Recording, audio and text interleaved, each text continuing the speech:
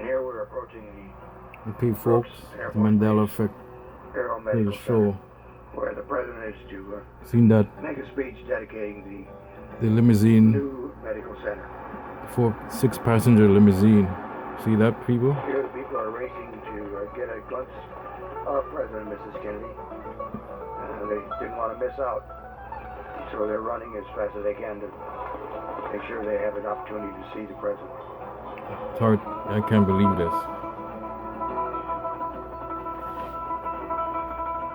For us, it was an exciting time to, one, get out of school. Number two was to actually see both the president and his wife. I always thought it was but known growing up, seeing it 4-passenger limousine. But I saw a 6-passenger limousine. See, even in this documentary, that has changed. Definitely. Now it's documented as a 6-passenger limousine. I've spoken about the new frontier. Of course, all of us were looking around, looking at the girls and daydreaming.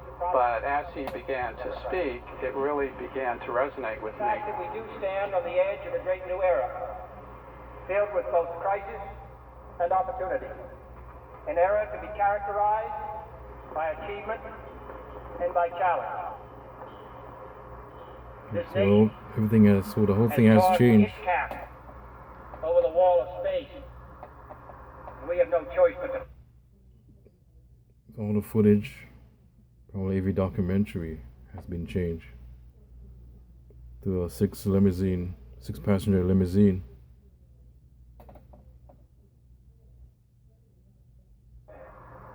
with the help of all those who labor the space endeavor, with the help and support of all America, I think this is in Dallas. will climb This is this before wall with safety and with speed, the and we shall assassination. then explore the wonders on the other side. Just before it. Thank you.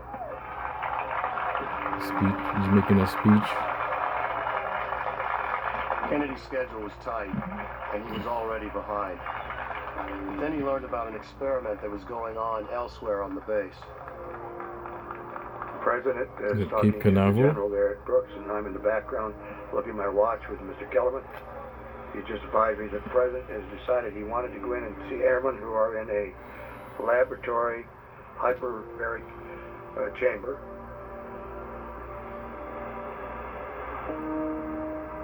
Glenn Hill and the security team reluctantly agreed.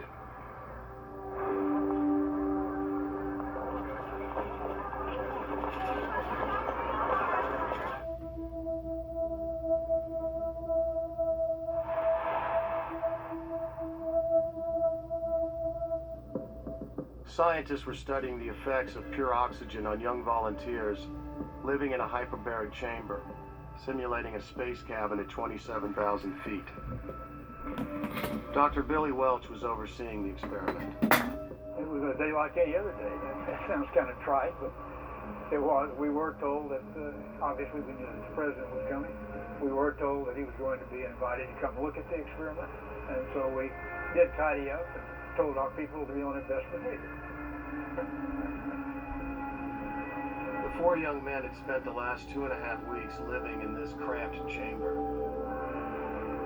One of them was 17-year-old Philip Jameson. At one point, some of the tech personnel said that there's a possibility they may come here to see us. And so they sent in new gowns for us, and we changed into them quickly. And this screen, or this glass right here, had a screen over it, so we were just sort of mingling here for a minute or two, and then all of a sudden we heard, "He's here."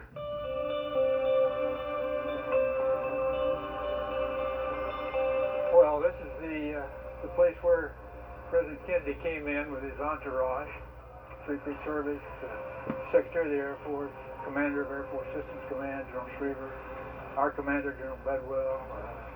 I was probably more nervous from seeing all those people than I was the President.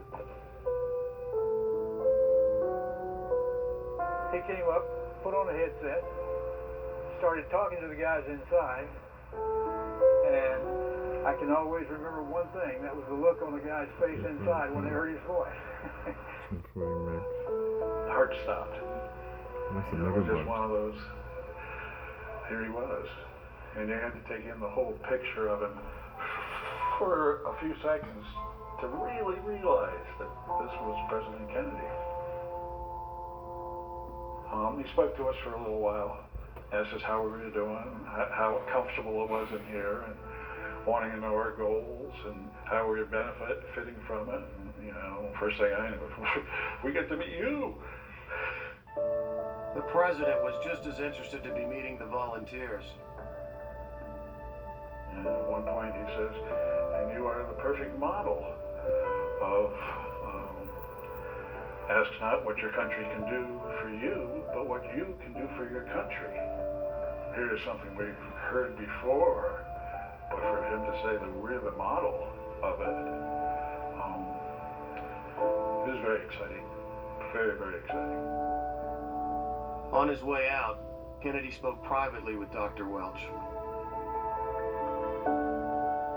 He was interested in whether or not the data that we were gathering would have applications in some of the medical issues that were particularly related to newborn infants. 3 months earlier, the Kennedys had experienced one of the worst traumas that any couple can endure, the loss of their infant son, Patrick, who was born prematurely. This devastated the couple and brought them closer together, and the trip to Texas was to be one of the first times that Jackie went on the road with the president. You know, as a father myself, I think just the very fact that maybe we had a more private conversation about the impact of the oxygen environment on the lungs and physiology, would say it was something that was deep in his heart. We forget The 6 car again. presidents are human. We forget that they have emotions just like the rest of us do. They bleed just like we do. They hurt just like we do. They're impacted. See, 6 car limousine, folks. 6 passenger limousine, folks. You can see it.